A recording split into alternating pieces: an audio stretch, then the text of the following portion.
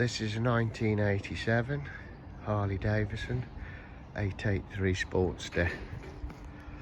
As you can see, it's a project bike. The engine I can't get to turn over, so I'll have to assume it's locked. The clutch and the gears work on it. The lights, the brakes, all seems to work, but I can't get it to turn over by rocking it in gear.